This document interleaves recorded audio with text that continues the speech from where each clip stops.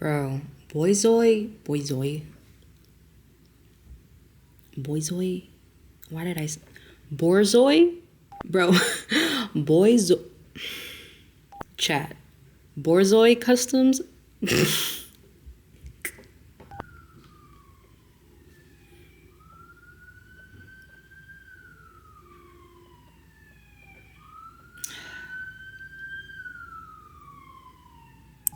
Chat.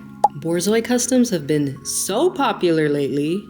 I actually didn't even plan on making one because, I don't know, I didn't feel like it, but I actually did not anticipate on making a Borzoi custom, but here we are with today's video. So I'll be using this G7 Anteater and this Greyhound. So first off, you already know what we're doing. We are popping off the heads off of these joints and doing a head swap. Now this looks crazy. It actually looks like it won't work out, but it indeed did. And I am doing this for a trade. This one even looks crazier. Like, I don't even think I could make that work. Honestly, craziest head swap, craziest combo. But yeah, I also realized from looking at other Borzoi customs on Instagram that the hair and the ears are gone. So I have to chop that off. Yeah, I did not realize that I would have to do this until I started doing it. And like usual, I say most of the time in most of my videos that I never know what I'm doing. And that's the absolute truth. I just kind of go with the flow. So here he is with his head chopped up, and here's his scalp and ears. Poor guy, but it had to be done. So anyway, I am now trying to figure out how to fill the head. I decided to go with epoxy clay since it hardens pretty well, and I'm using that, filling in the cavity and trying to smooth it out the best that I can. The person that commissioned me for this trade actually requested floppy ears on this Borzoi custom. Yes, I said it right. So I'm just bending up wire and sticking it in there before the epoxy clay cures. And this is going to give me better armature for when I do have to sculpt the ears. This looks crazy, I know. I actually had to send progress pictures to this person and I was like, trust me, it looks scary right now, but it'll look better. Anyway, I did the same armature process to the tail, and I kind of just, yeah, you see it, I don't know. I kind of just hooked the wire onto the tail and then put epoxy sculpt around it. This is not the tail though. This is just like more surface area for me to be able to sculpt the tail on more. So it looks crazy. This looks like an abomination. I know, you don't have to tell me. Okay, it's been a day of curing and it's rock hard now. I don't know why that was funny. I just slammed the back of its head on the table. Moving on to the snout though, I did the thing. I didn't want it to make it too triangular to where it looked like Phineas's head. Right now it's looking like a beak.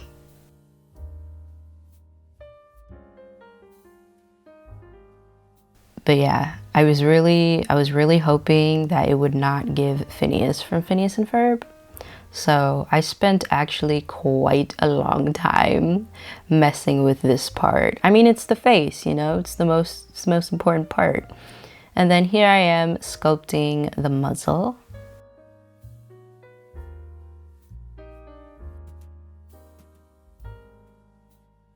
And then I'm kind of just adding the nose on there. It's not gonna look like that though. I end up flattening it. Give me some time, let me cook.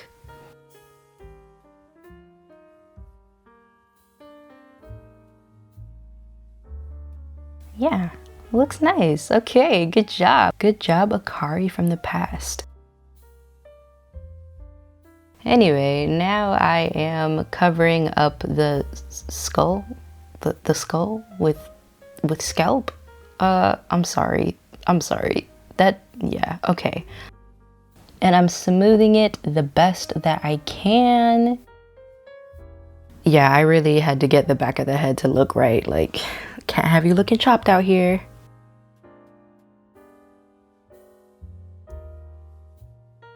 And onto the tail. I actually redid the tail probably like 3 or 4 times, and it was brutal, but it turned out really good, didn't it? Ugh, thank you for the applause. And here's how it's looking so far. I really liked the way that it was turning out at this point.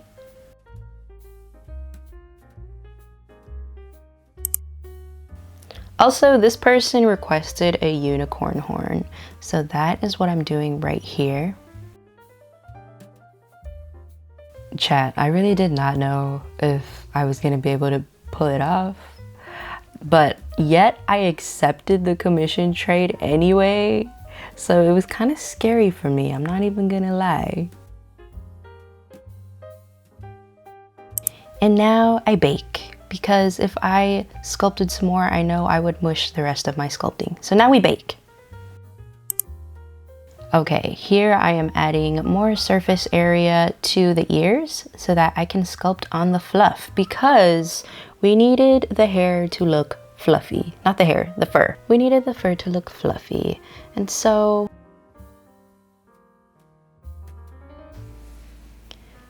now this is me testing out the ears and seeing if the length was okay compared to the space it had from the ground. Honestly, I was pretty nervous about this custom, but because there's not really a tutorial. There's never really a tutorial on any specific intricate custom, so I kind of just had pictures to work off of, and it was kind of just a guessing game from there. One thing I was worried about was the clay pieces snapping off, especially for the ears being so long. So I definitely had to put in the epoxy sculpt because I had a feeling just doing complete polymer clay would have it snap.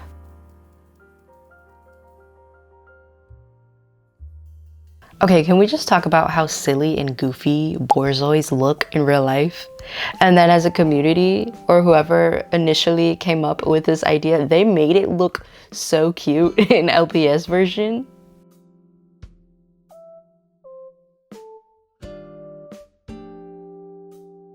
Oh, I got myself a new airbrush. I upgraded.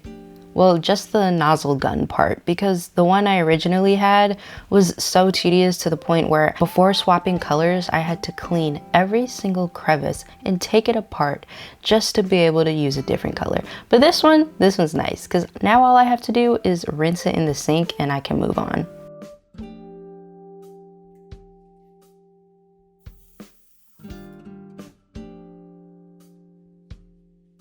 So now I am doing one of the most satisfying parts and spraying on a white base coat.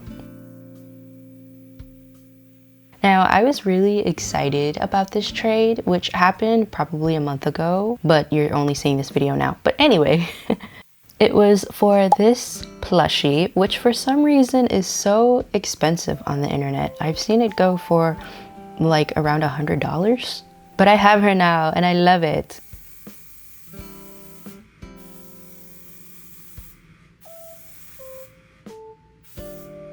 So in this design, there are butterflies incorporated into it, and I'm taking little nail charms and spraying them white in a bottle cap because I believed that would have been the most efficient way.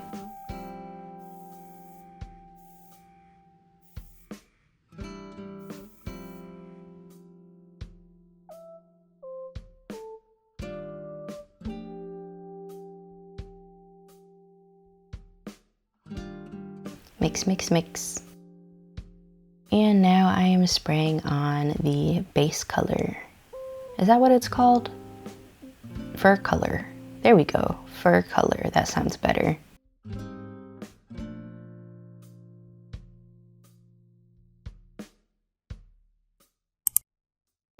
After that, I began painting on the little details.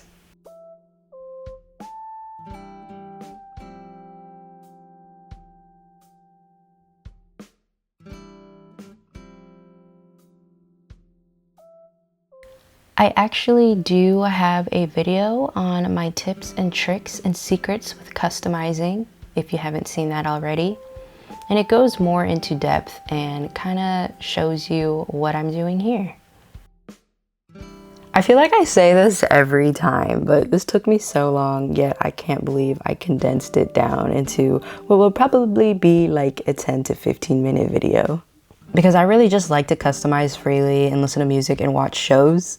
But then I'm like, oh, but y'all want to see. I know there are those of you out there that want to see. This part took forever because the light pink was so sheer. I swear I did like 20 layers. Like, honestly, it would be a dream for me to be able to finish a custom in one day. But obviously, like, I don't get a whole day full of freedom. It'll be like 3 or 4 hours at a time. So it usually takes me about a week, maybe 2. But damn, it takes forever. And now I'm adding on more little details. I am painting on like little leg warmers or socks. The theme that was requested was like a fairy core type of vibe, so I did light pinks and greens.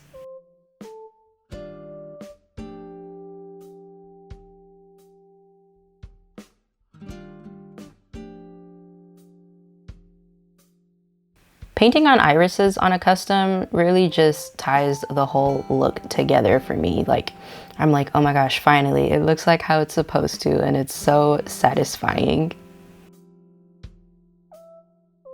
I get so hyper focused into this sometimes that I forget that I'm hunched over this tiny little thing for like hours. And by the time I realize, I'm like, damn, I feel old. My back, my back.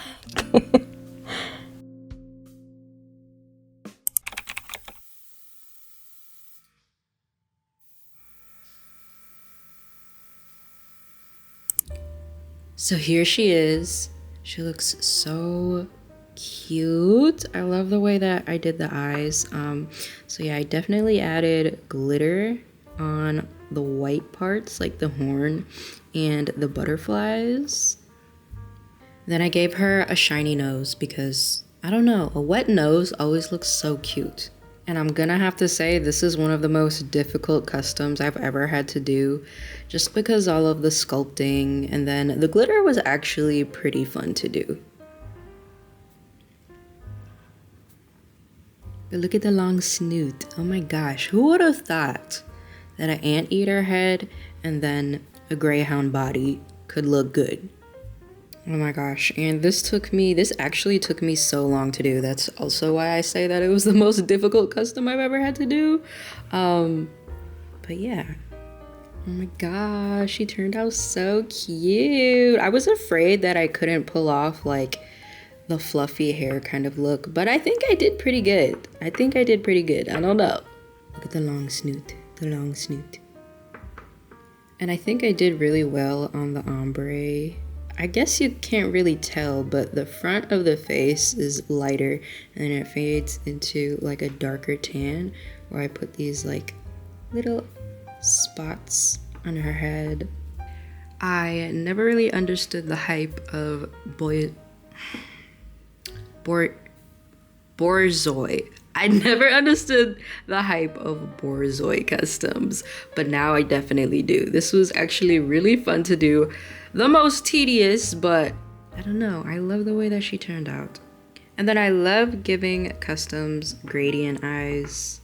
It's such a cool, cute touch. I'm actually pretty nervous. I hope that the commissioner loves it.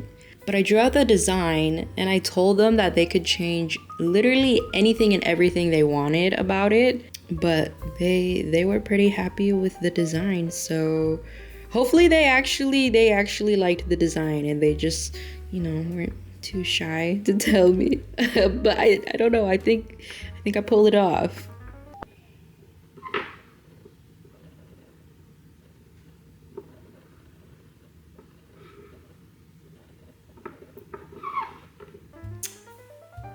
Yeah, thank you for watching. Okay, love you. Mwah. Bye.